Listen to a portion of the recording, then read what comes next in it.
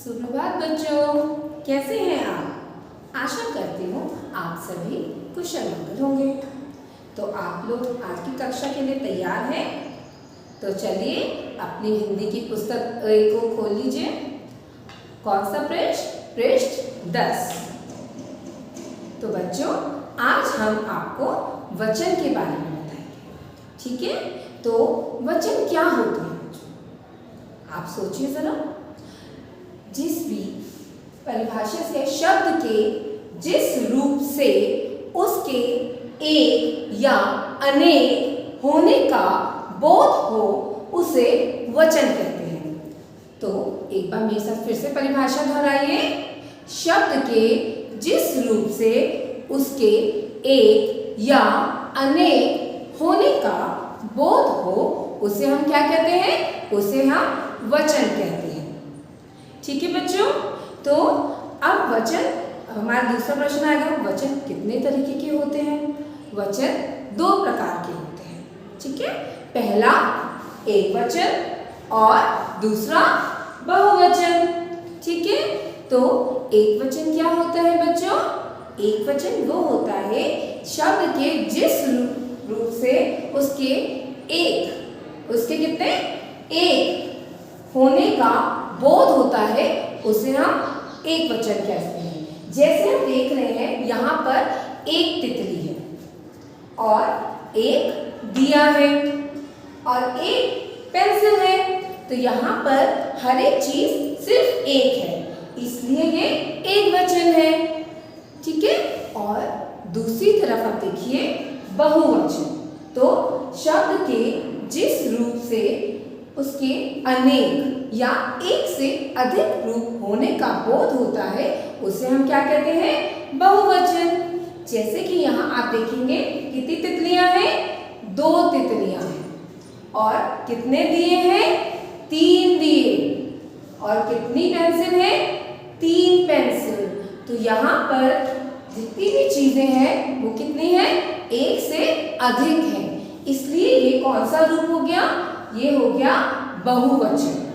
तो अब आप मेरे साथ दोहराइए, एक वचन कौन से होते हैं? एक वचन शब्द के जिस रूप से एक रूप के होने का बोध होता है उसे हम एक वचन कहते हैं। और बहुवचन शब्द के जिस रूप से एक से अधिक या अनेक होने का बोध होता है उसे हम बहुवचन कहते हैं, ठीक है बच्चों?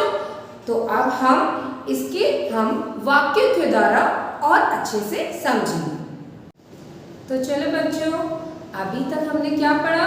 हमने पढ़ा वचन की परिभाषा और उसके भेद, और किसके साथ? उदाहरणों के साथ। और अब हम क्या पढ़ेंगे? अब हम आपको पढ़ाएंगे कुछ वाक्य जो जुड़े हैं वचन के साथ, ठीक है बच्चों? तो पहला वाक्य देखिए, तारा चमक रहा है। क्या चमक रहा है? तारा। तारा क्या है? एक वचन, इसलिए तारा चमक रहा है। यहीं पर अगर ये बहुवचन होता तो क्या हो जाएगा तारे का? तारे। तारा का वचन बहुवचन क्या होगा? तारे। तारे चमक रहे हैं, यहाँ पर रहे हैं हो जाएगा, ठीक है? यहाँ पर जो क्रिया है वो भी परिवर्तित हो जाती है। तो यहाँ पर क्रिया क्या है? चमक रहा है। यहाँ पर क्या है? चमक रहे हैं, ठीक है बच्चों? अब हम दूसरा वाक्य करेंगे। दूसरा वाक्य क्या है? लड़की खेल रही है। लड़की खेल रही है। और इसका क्या हो जाएगा बहुवचन लड़की का? लड़कियां। लड़कियां खेल रही हैं। लड़कियां खेल रही हैं। क्या आपने एक बात का ध्यान दिया कि यहाँ पर लड़की पे तो बड़ी ई की मात्रा है, पर जैसे ही बहुवचन में आए यहाँ पर क पे छोटी ई की मात्रा हो गई। ऐसा क्यों? यही तो है खेल बहुवचन का। बहुवचन में क्या होता है कि जैसे ही कोई भी संज्ञा शब्द जो एक वचन में बड़ी ई की मात्रा पे है वो बहुवचन में आते ही छोटी ई की मात्रा पे आ जाता है। जैसे यहाँ पर लड़की पे क पे बड़ी की मात्रा है ना, और यहाँ पर क पे कौन सी हो गई मात्रा, छोटी की। तो क्या वाक्य हो गया, लड़कियां खेल रही हैं। ठीक है बच्चों, अब हम तीसरे वाक्य पे हैं। तीसरा वाक्य क्या है, लड़का पढ़ रहा है। लड़का क्या कर रहा है, पढ़ रहा है। और इसका बहुवचन क्या होगा, लड़के पढ़ रहे हैं। क्या कर रहे हैं, लड़के पढ़ रहे हैं। तो बच्चों ये कुछ हुए हमारे वचन से जुड़े वाक्य। तो बच्चों अभी हमने पिछली कक्षा में कौन से पाठ पढ़ा था, पाठ 2, और कौन सी कविता थी, नील गगन पर चमके तारे। तो उस कविता में बच्चों कुछ शब्द आए थे जो हमें अब बताना है कि वो एक वचन है या बहुवचन है। तो मैंने कुछ बच्चों श्याम पट पे शब्द लिखे हैं, वो भी किसमें, बादलों में। बादलों में है ना। चलिए तो अब आप मुझे बताएंगे कि ये एक वचन है या बहुवचन। तो पहला शब्द हमारा चंदा। तो चंदा क्या हुआ बच्चों, एक होता है ना चंदा, तो चंदा क्या है, एक वचन। ठीक है। गगन, गगन क्या है, एक या दो, एक है ना। और गगन का अर्थ क्या होता है, आकाश, आसमान। तो गगन क्या है, एक वचन।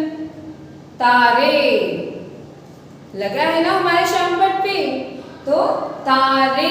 तो तारे कितने हैं, यहाँ पर एक ही मात्रा है, तो क्या है, एक से अनेक, तो बहुवचन। आंगन, आंगन क्या हुआ बच्चों, एक वचन। इशारे, करते हैं ना तारे हमें इशारे, तो इशारे क्या हुआ, बहुवचन। और आखिरी खाट। ठीक है, तो खाट क्या हुआ, एक वचन।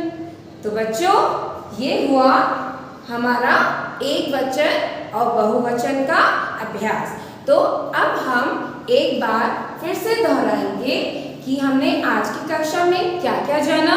हमने जाना वचन की परिभाषा और उसके भेद जो होते हैं एक वचन और बहुवचन। और हमने क्या किए, कुछ वाक्यों के माध्यम से भी वचनों के बारे में जाना। और आखिर में हमने क्या किया, हमने किया शब्दों को जाना कि वो एक वचन है या बहुवचन। आशा करती हूँ आपको इस कक्षा में आनंद आया होगा और पाठ का आपको लाभ मिला होगा। ठीक है बच्चों, चलिए तो आज आपकी अध्यापिका आपसे अब विदाई लेती है। धन्यवाद।